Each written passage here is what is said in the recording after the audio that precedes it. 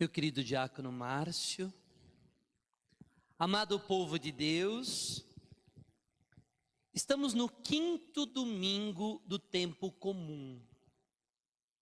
Nós já vimos a semana passada, especialmente, que este ano nós vamos ler o Evangelho de São Marcos.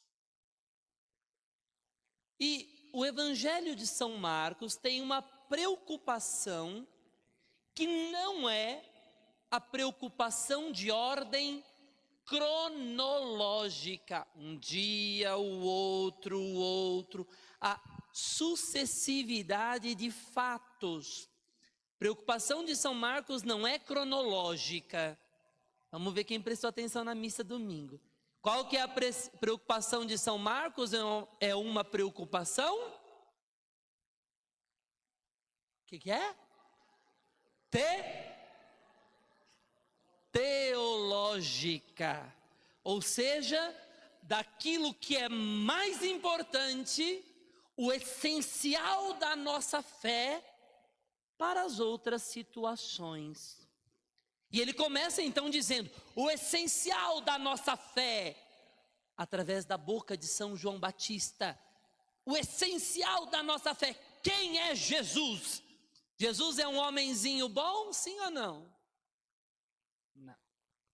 É muito mais. Jesus é um homenzinho de luz? Não. Ele é muito mais. Jesus é um profeta? Não. Ele é muito mais. Jesus é Deus. Deus. Deus na terra. E São João Batista diz, eis o Cordeiro de Deus que tira o pecado do mundo. Quer dizer, o centro da nossa fé, Jesus é Deus. E aí depois vieram os outros atos relatados por São Marcos, cada um tem a sua razão, mas depois que Jesus é Deus, reconhecemos que Jesus é Deus, através da boca de São João Batista, Jesus foi lá, foi batizado, já falei por quê. Aí depois Jesus saiu do batismo, desceu para a região da Galileia, começou a chamar os apóstolos que largaram as redes, saíram atrás de Jesus, e aí Jesus entra na sinagoga, e o primeiro grande milagre, sinal, ali no texto de São Marcos acontece, que foi a cura daquele homem endemoniado, que nós vimos a semana passada, dentro da sinagoga. Agora Jesus sai da sinagoga, e saindo da sinagoga, junto com Simão e com André, eles vão para a casa de Simão Pedro, e lá encontra a sogra de Simão Pedro, deitada, doente, quase morta, com febre. Jesus segura a mão daquela mulher e faz a cura daquela mulher. Bem, então esse é o contexto bíblico que nós estamos visualizando aqui no texto de São Marcos. Mas hoje, o padre quer trazer algumas reflexões importantes para o nosso coração. Não só uma parte teológica, mas algo para a nossa vida. O texto bíblico termina de uma maneira muito forte quando nós rezamos na missa. O diácono terminou dizendo assim, palavra da... Ai, vocês estão muito mole hoje, gente. Palavra da... Ah, muito obrigado, pelo amor de Deus. Isso significa que se nós deixarmos esta palavra cair no nosso coração, entrar na nossa vida, ela tem o poder de salvar. Você quer ser salvo, sim ou não? E você acha que você vai ser salvo quando?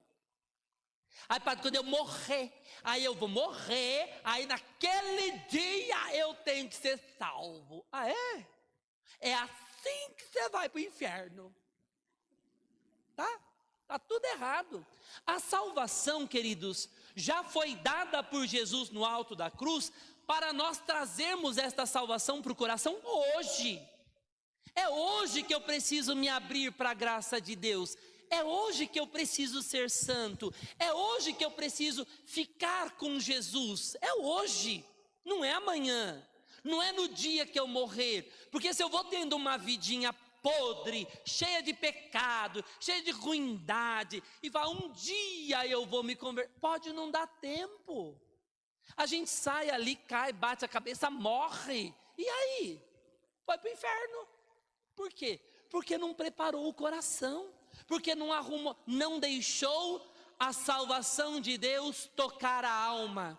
E a salvação de Deus é o que nós vemos hoje no Evangelho.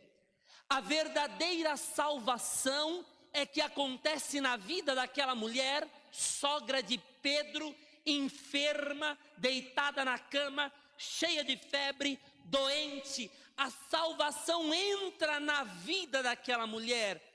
E a palavra salvação, ela tem várias significações. Ela atinge diversas dimensões. Exemplo, eu estou viajando de carro, aconteceu um acidente, aí eu fiquei ileso. Eu fui salvo. A gente diz isso, fui salvo. Tô doente, melhorei, fiquei salvo. Então, a dimensão da palavra salvação, ela atinge diversas realidades da nossa vida. Todas as realidades que podem ser mortas. A salvação atinge todas as dimensões que podem ficar doentes e que podem morrer. Nós temos 4 dimensões na nossa vida que podem nos adoecer e podem nos matar. 4 dimensões. Primeira, dimensão biológica. A dimensão biológica é a desse corpo. Então eu estou bem, aí me dá uma dor de barriga, estou doente. Me dá uma dor de cabeça, estou doente. Estou com um câncer, estou doente. E isso tudo com a dimensão biológica eu posso morrer. Mas Deus nos dá os médicos para nos ajudar na dimensão biológica. Deus nos dá os médicos. Ótimo. Outra dimensão que podem nos matar, nos colocar como aquela mulher prostrado, né? Aquela sogra de Pedro, doente, mal. Segunda dimensão, psicológica. E na parte psicológica, muitas vezes nós temos depressão, síndrome do pânico. Ai, padre, mas depressão, eu ouvi falar que é frescura. Vocês já viram isso? É um absurdo esse tipo de coisa. É um absurdo, né? Você não sabe o que está falando. Quem fala uma coisa dessa não sabe o que fala. Fica quieto para não falar asneira. A depressão é uma doença séria. É algo que precisa de cuidado. É algo que precisa de tratamento. Precisa ser respeitada as situações. Ai, padre, mas quem tem depressão é fraco. É fraco na fé. Vocês já ouviram isso? Sim ou não? Ah, é? Fraco na fé? Às vezes a pessoa é tão forte que ela teve que carregar o mundo inteiro nas costas. E por isso que não aguenta mais. Então, muito cuidado com o que fala, tá? A situação de depressão é uma doença que precisa ser cuidada, uma doença psicológica. A síndrome do pânico é uma realidade psicológica que precisa ser cuidada e pode matar. Então nós temos que cuidar. É uma dimensão que destrói, que coloca a pessoa prostrada, como aquela mulher.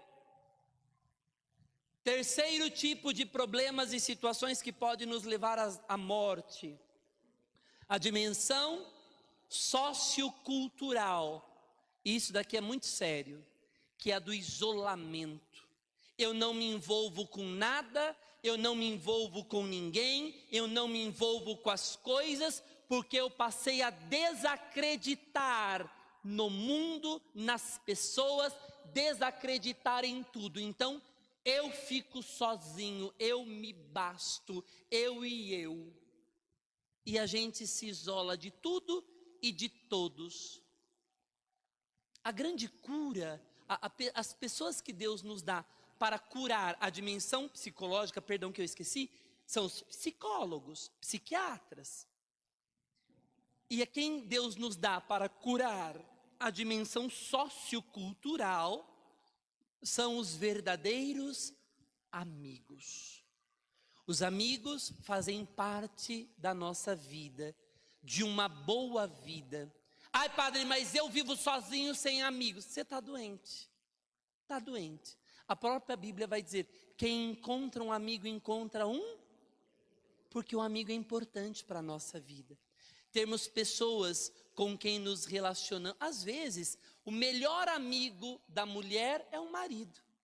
O melhor amigo do marido é a mulher. Às vezes sim. E é importante que seja. Por quê? Porque cria um relacionamento não só marital, mas de amizade, de cuidado, de carinho. Isso são os verdadeiros amigos. Última dimensão que pode nos levar à morte, a dimensão espiritual. Os pecados que matam a alma, não é? As situações que atingem a nossa vida espiritual, as doenças espirituais, opressão, possessão e todas estas realidades espirituais que destroem o nosso coração e a nossa vida no nosso relacionamento com Deus. Então nós vemos que nós precisamos de salvação em 4 dimensões: biológica, psicológica, sociocultural e espiritual. Nestas 4 dimensões nós precisamos ser salvos, porque quando não estamos salvos em uma das dimensões, todas as outras estão afetadas. Todas. Quando uma não está bem, todas as outras estão comprometidas junto. Então a salvação que Jesus veio trazer é uma salvação integral, total. Não é algo para depois de que nós morrermos, não. Já é para já, para irmos vivendo até o dia em que nós formos plenamente salvos. Mas a salvação já é para hoje, mas um dia seremos plenamente salvos. E agora nós vamos aprofundar esse texto. Diz esse texto bíblico assim: a sogra de Simão estava de cama, com febre. A única coisa que nós vemos aqui, como sinal biológico, é a febre. Mas qual que era o tipo de doença desta mulher? A gente não sabe. Tinha a dimensão biológica da febre, mas podia ser muito mais. Podia ter dimensão psicológica, dimensão sociocultural e dimensão espiritual. Jesus tinha acabado de curar o homem endemoniado, dimensão espiritual. Agora, nós estamos vendo aqui uma situação, a única coisa que vemos é a parte biológica, mas podia ser muito mais. Mas aqui vem o detalhe. Ele se aproximou, segurou a sua mão e ajudou-a a levantar-se. Então a febre desapareceu e ela começou a servi-lo. Aqui nós temos que ir devagar, tem 2 coisas importantes. Jesus se aproximou daquela mulher. E aí o texto traduz assim: segurou a sua mão. Segura a mão. Imaginemos aqui Jesus segurando a mão. Como que você imagina Jesus segurando a mão daquela mulher?